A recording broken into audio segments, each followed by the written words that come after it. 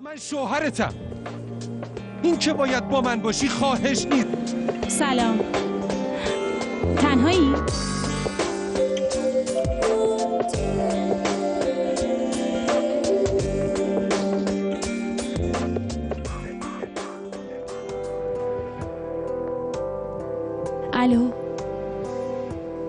الو نیکولاس. واقعا خوشحال میشم ببینمت. تو چی؟ راستش نمیتونم هیچ بهونه‌ای بیارم. خب میتونی زود بیای قبل از اولین جلسات. صبح زود پا میشی از مسیر میونبر میای، یه صبحونم میخری، بعد اونو تو رخت خواب میدی به من. چطوره؟ ببینم این خنده یعنی آره. باشه نیکولاس، پس جلسه رو کمی میندازیم جلوتر. رأس 8 منتظرتم عزیزم. باشه، رأس 8 اونجام. همین الان باید بهم بگی کجا بودی. جواب بده. سرم داد نزن، بهم توهین نکن. نمیتونی با هم اینجوری رفتار کنی. ازم چه توقعی داری سیسیلیا؟ کجا بودی؟ به تو هیچ ربطی نداره.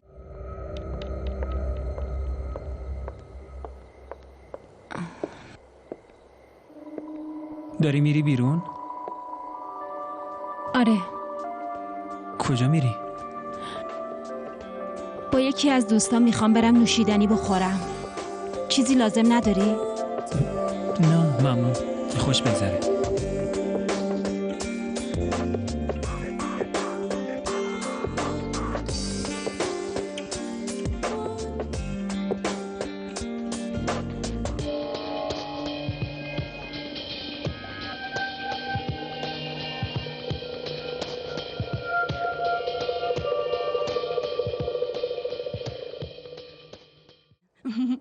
فردا با هم صحبت میکنیم. ممنون. سیسیلیا ببینم مگه یادت رفته قرار بود موبایلتو خاموش کنی. یه ساعت، فقط یه ساعت ازت وقت میخوام. آخه مهم بود. ببخشید. خب این چیه؟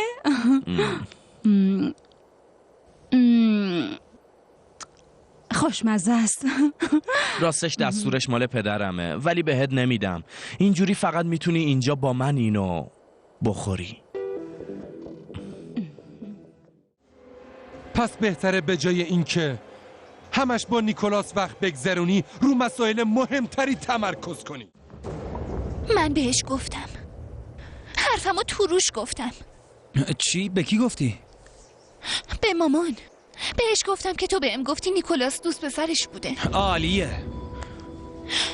نمیتونستم بهش دروغ بگم، خسته شدم. تازه خودمم دیدمشون. نیکولاس بغلش کرده بود. مامان خیلی مست بود. بالاخره بزرگ شدی فلور. بیخیال شه که اونا چی کار میکنن و چی کار نمیکنن. به همین راحتی؟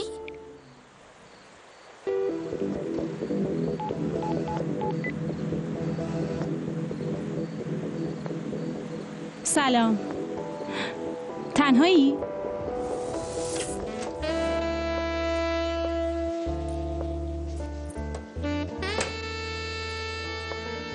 سلام.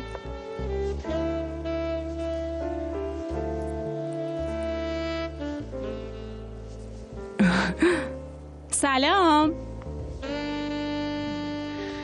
پس حتما یا حالت خوب نیست یا دیوونه شدی. بهتره بری خونه پیش شوهرت. نمیخوام بیشتر از این تو درد سر بیافتی. نه نه نه نه، دلم نمیخواد برم خونه. دیشب کجا بودی؟ به تو هیچ ربطی نداره. میخواستم برم مسافرت، یادته؟ من موندم چون تو مجبورم کردی. حداقل کاری که میتونی بکنی اینه که پیشم بمونی. من تو رو تو این دردسر ننداختم. حالم نمیتونی توقعی داشته باشی. برانو. من شوهرتم. این که باید با من باشی خواهش نیست، وظیفته.